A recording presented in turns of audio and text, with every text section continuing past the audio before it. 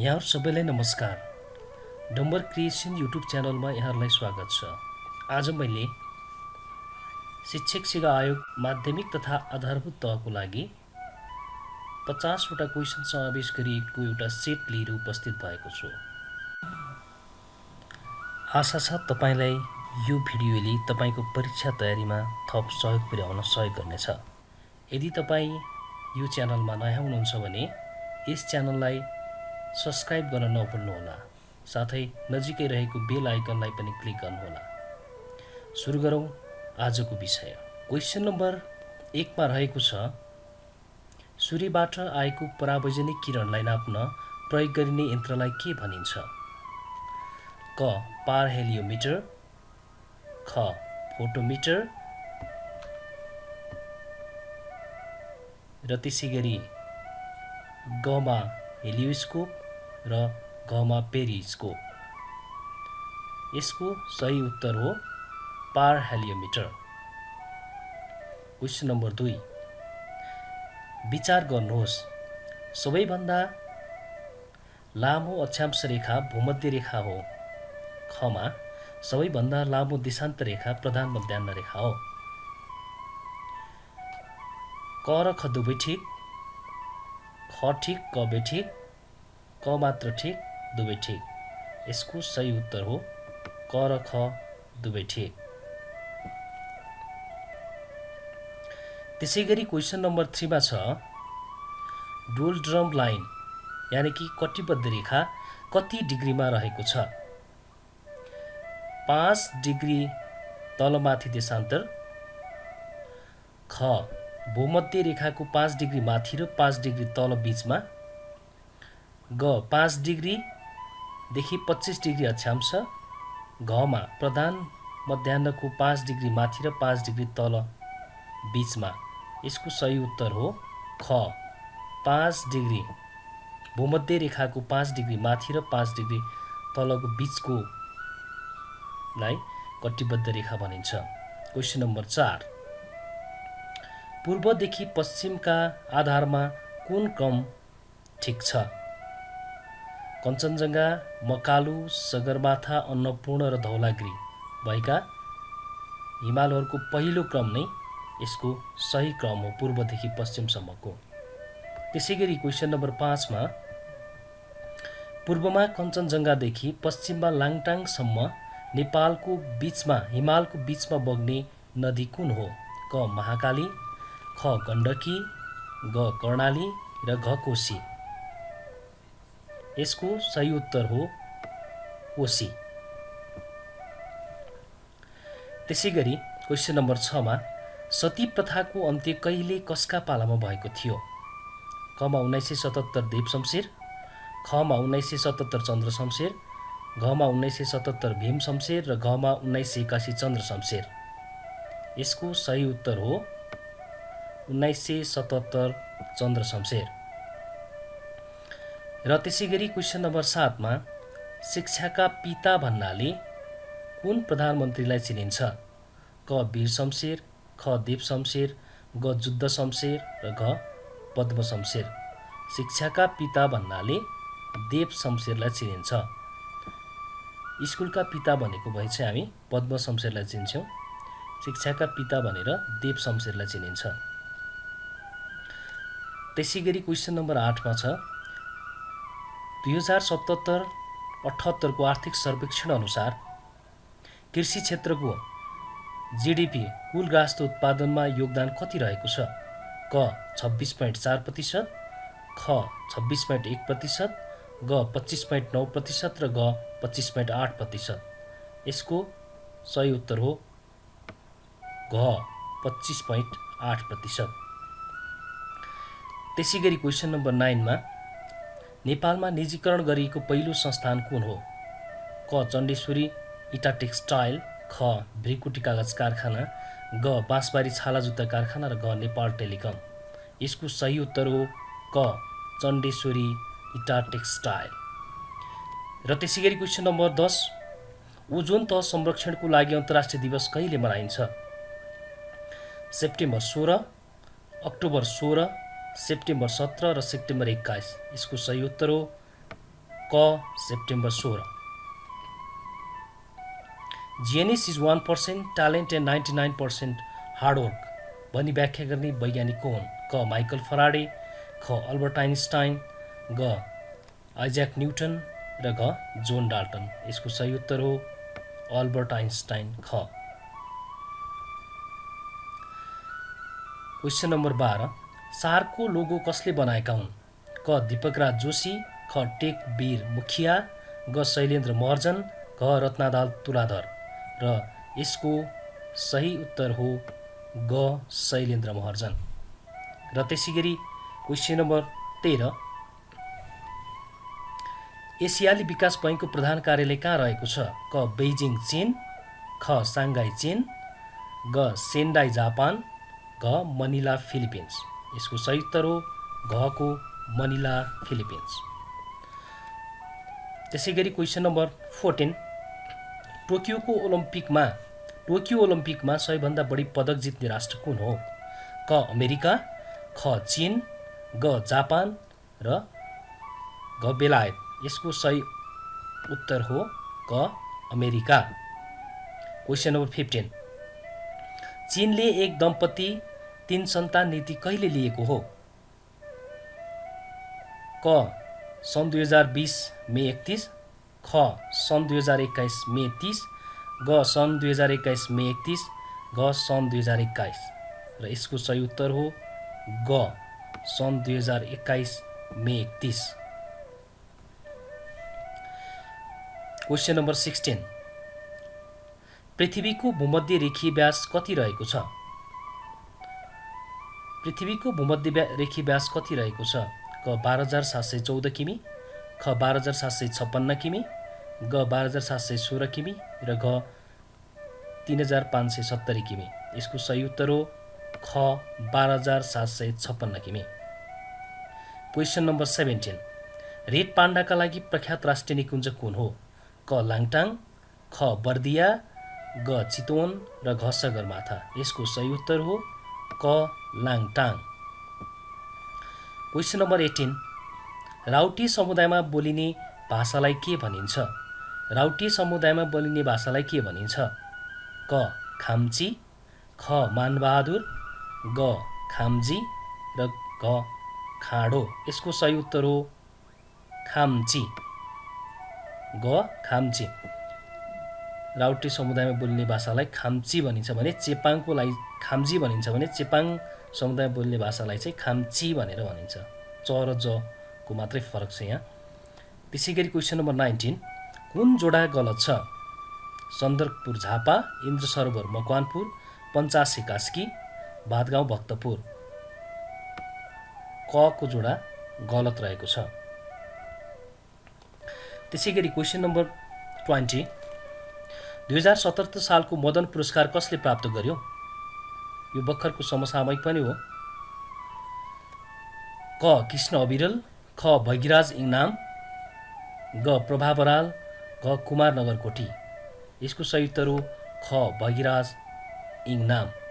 उनले चाहिँ लिम्बुवानको ऐतिहासिक दस्तावेज नामक पुस्तकमा 2077 सालको मदन पुरस्कार प्राप्त गरेका थिए। त्यसैगरी क्वेसन नम्बर 21 शिक्षा कार्यालयको डाइरेक्टरको कार्यालयको स्थापना कहिले भयो र यसको प्रथम डाइरेक्टर को थिए? विक्रम सम्वत क विक्रम सम्वत 1915 जङ्गबहादुर राणा, विक्रम सम्वत 1915 बबरजङ राणा, विक्रम सम्वत 1910 बबरजङ राणा, विक्रम सम्वत 1915 खड्गजङ राणा। यसको सही उत्तर हो ख विक्रम सम्वत 1915 बबरजङ राणा। क्वेसन नम्बर 22 प्राणी र मानव जातिको व्यवहारको विज्ञान नै मनोविज्ञान हो, यो भनाइ कसको हो? यो भनाइ वुडवर्थ, ख गिलफोर्ड, ग मोर्गान र घ एमसी डगल। र यसको सही उत्तर हो मोर्गान। त्यसैगरी क्वेसन नम्बर 23 अभ्यासको अर्थ डरडट हो। प्रतिक्रिया दोहोऱ्याउनु, व्यवहारलाई स्मरण गर्नु, प्रतिक्रियालाई स्मरण गर्नु र माथिका सबै। र यसको सही उत्तर हो क प्रतिक्रियालाई दोहोऱ्याउनु। अभ्यास भनेको प्रतिक्रियालाई दोहोऱ्याउनु हो। 24 क्वेसन नम्बर 24 सिकाइको स्थानान्तरणको प्रकार सिकाइका स्थानान्तरण कति प्रकारका छन् भन्दाखेरिमा कमा 1, खमा 2, गमा 3, घमा 4 र सिकाइको स्थानान्तरण यसको सही उत्तर हो 3। सिकाइको स्थानान्तरण 3 प्रकारको हुन्छ: सकारात्मक स्थानान्तरण, नकारात्मक स्थानान्तरण र शून्य स्थानान्तरण। त्यसैगरी क्वेसन नम्बर 25, अस्वाभाविक र स्वाभाविक उत्तेजनाप्रति सम्बन्ध स्थापना भएर प्राणीले अस्वाभाविक उत्तेजनाको लागि स्वाभाविक उत्तेजना सरह प्रतिक्रिया प्रदर्शन गर्नुलाई के भनिन्छ? क सामान्यीकरण, ख सबलीकरण, ग सिकाइ र घ सम्बन्धन र यसको सही उत्तर हो घ सम्बन्धन। क्वेसन नम्बर 26, कक्षा 6 देखि 8 मा स्थानीय विषयको पाठ्यक्रम गराउने पठन पाठन गराउने व्यवस्था सर्वप्रथम कसले गरेको हो? निम्न माध्यमिक पाठ्यक्रम 2049, आधारभूत पाठ्यक्रम 2066, आधारभूत पाठ्यक्रम 2077 र माथिका कुनै पनि होइनन्। यसको सही उत्तर हो आधारभूत पाठ्यक्रम 2066। त्यसपछि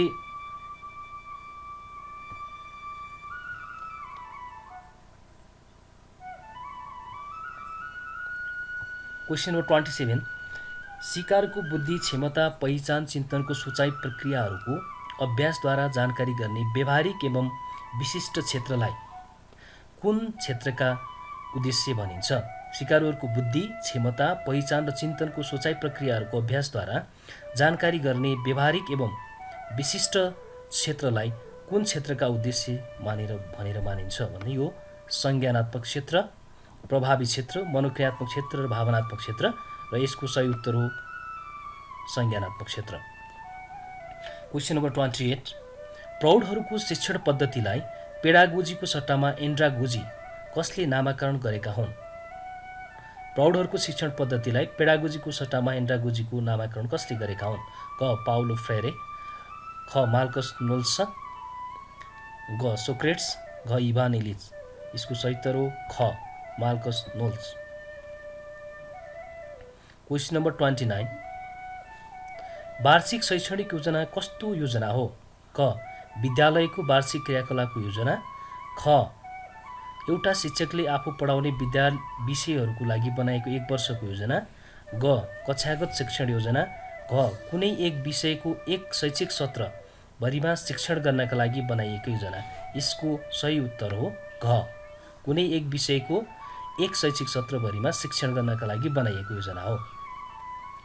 र त्यसैगरी क्वेसन नम्बर 30, आधारभूत शिक्षा पाठ्यक्रम 1-3 2076 ले मुख्य सिकाइ उपलब्धि हासिल गरेको विद्यार्थीको उपलब्धिलाई कुन तहमा व्याख्या गरेको छ? मुख्य सिकाइ उपलब्धि भनेको यो चाहिँ तह 3 मा व्याख्या गरेको छ। तह 1, तह 2, तह 3 र तह 4 सम्म रहेको छ र तह 3 मा चाहिँ व्याख्या गरेको छ। क्वेसन नम्बर 31, पूर्व प्राथमिक कक्षामा कस्तो शिक्षण उपयुक्त मानिन्छ? क बहुकक्षा शिक्षण, ख विषय शिक्षण, ग वर्गविहीन शिक्षण र घ कक्षा शिक्षण। र पूर्व प्राथमिक तहमा कस्तो खालको शिक्षण उपयुक्त मानिन्छ भन्दाखेरि कक्षा शिक्षण बढी उपयोगी मानिन्छ।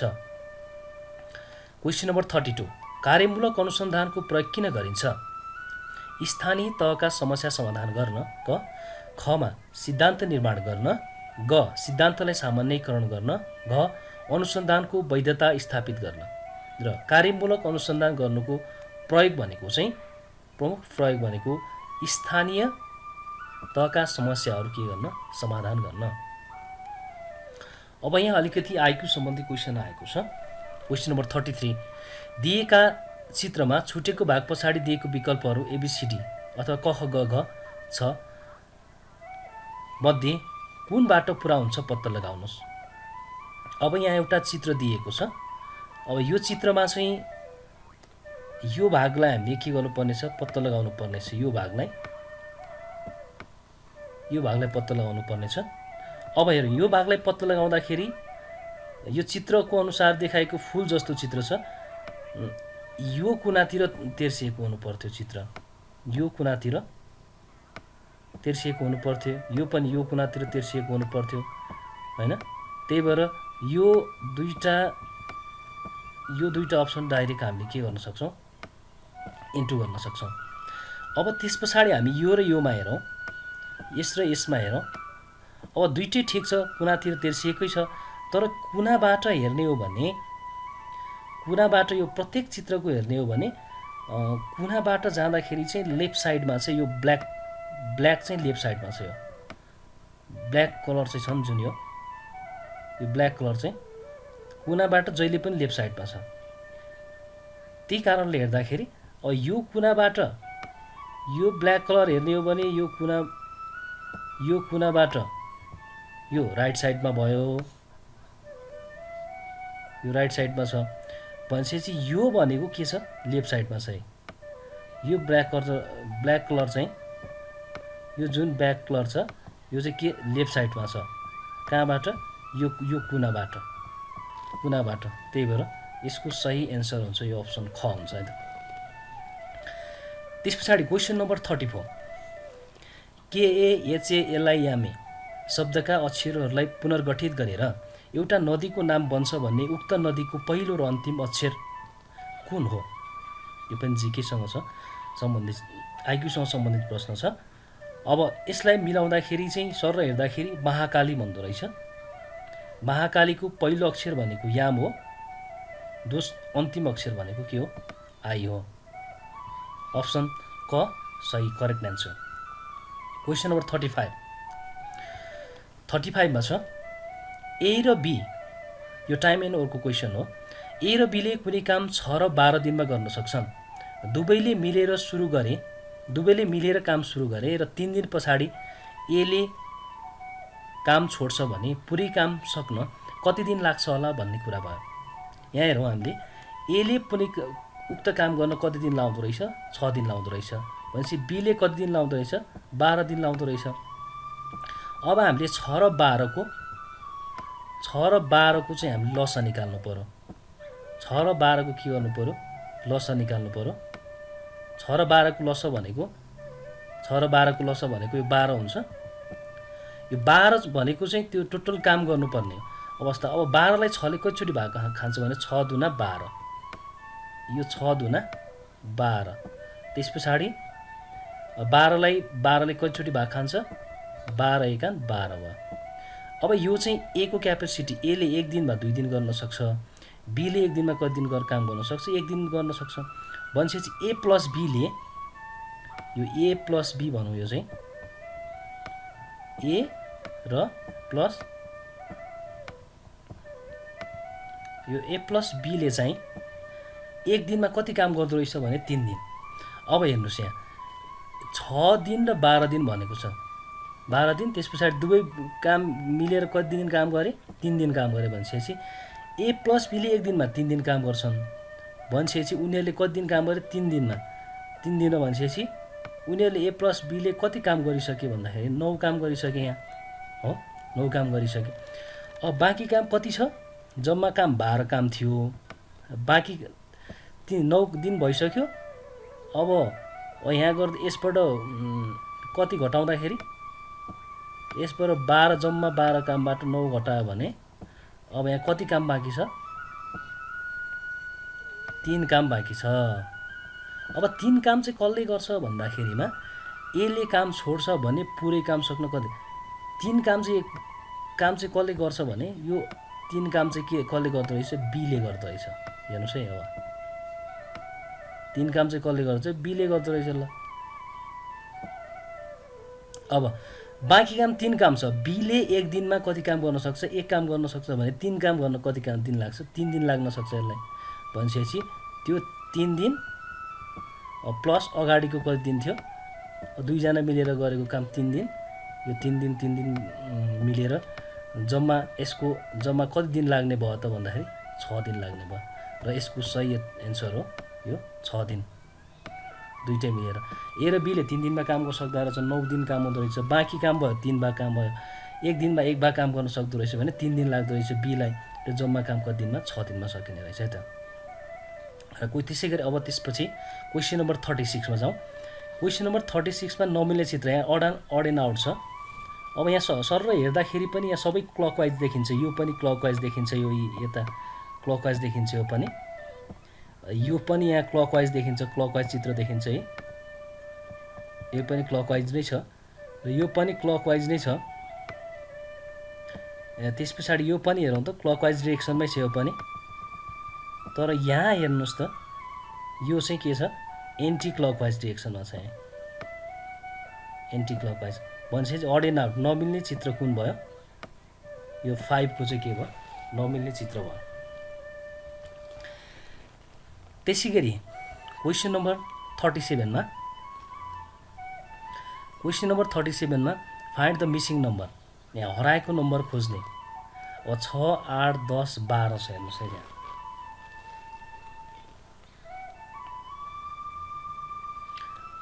अब यहाँ हेरौँ यहाँ 9 त्यहाँ 27 छ इन्टु 3 छ,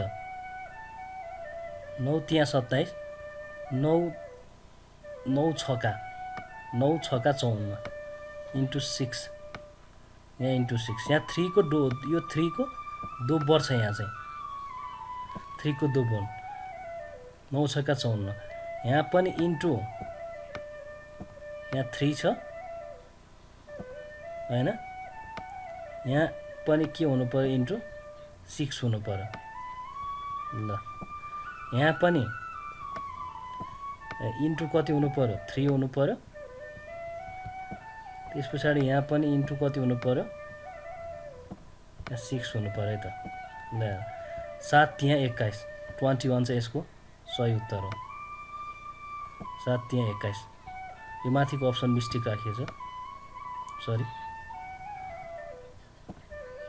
ल यसको सही एन्सर चाहिँ 21 हो। कसरी भने 7 त्यहाँ 21, 7 छका 42, त्यस्तै हुन्छ। 14 त्यहाँ 42, 14 छका 84 हैन 84 भने हुन्छ। यो आइटमले गर्दाखेरि यो मिसिङ नम्बर यसरी भएको है त। 21 चाहिँ यसको सही एन्सर हो। त्यसपछि क्वेसन नम्बर 38 मा तल दिएका मध्ये समूहमा नमिल्ने कुन हो पत्ता लगाउनुहोस्।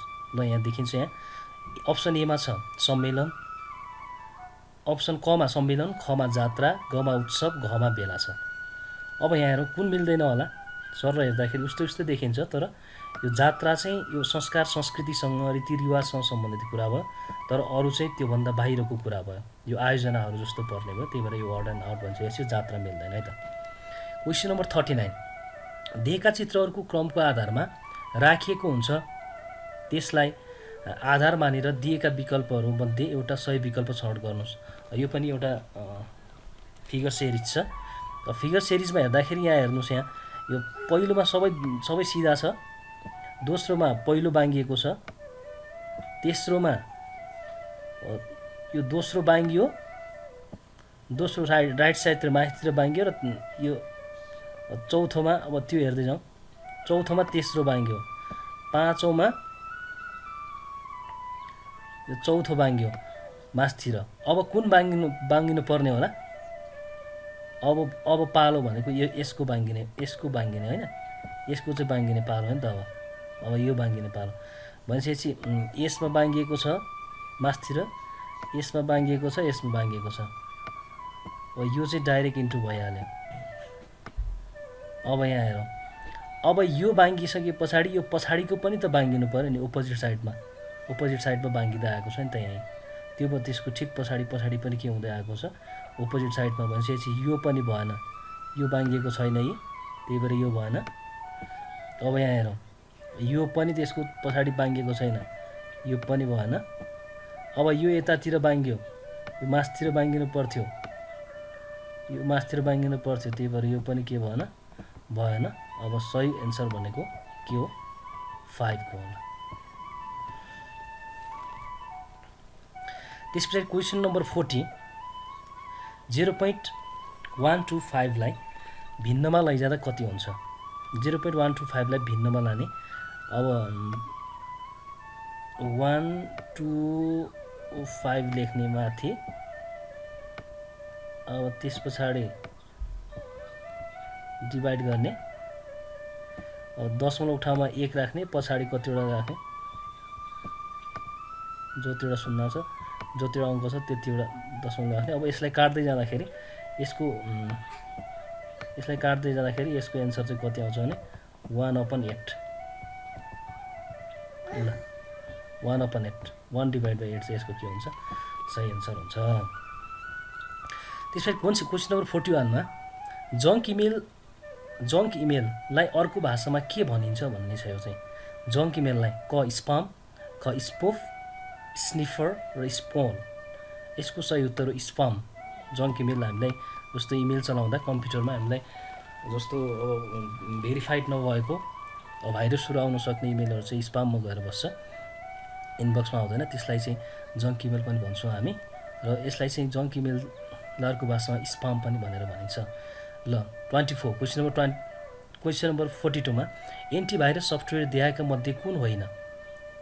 यो नोट 32, कास्परस्काई, ओराकल, एमसिएफ। अब यो यसको चाहिँ यो सबै एन्टिभाइरस हो। अब यो ओराकल यो चाहिँ एन्टिभाइरस होइन है त।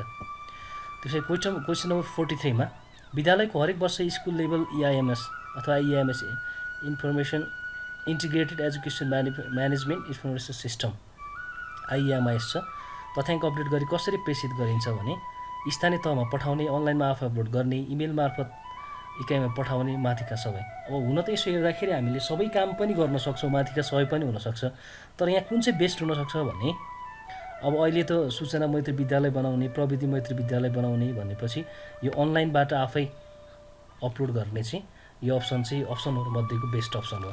यो आफै अपलोड गर्न सकिन्छ स्कुलको आइडीको माध्यमबाट।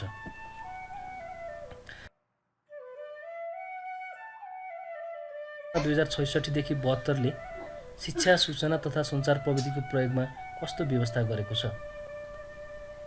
विद्यालय क्षेत्र सुधार 2066-72 ले शिक्षामा सूचना तथा सञ्चार प्रविधि कस्तो व्यवस्था गरेको छ भने कमा अनलाइन शिक्षाको व्यापक विकास र विस्तार गर्ने, खमा शिक्षण सिकाइको अभिन्न अङ्गको रूपमा आइसिटीको प्रयोग गर्ने, गमा प्राथमिक तहदेखि नै कम्प्युटरको पठन पाठन गर्ने, घमा सूचना तथा सञ्चार प्रविधिको माध्यमबाट विद्यार्थी सिकाइको मूल्याङ्कन गर्ने। अब यसको सही उत्तर हो अप्सन ख को शिक्षण सिकाइको अभिन्न अङ्गको रूपमा आइसिटीको प्रयोग गर्ने।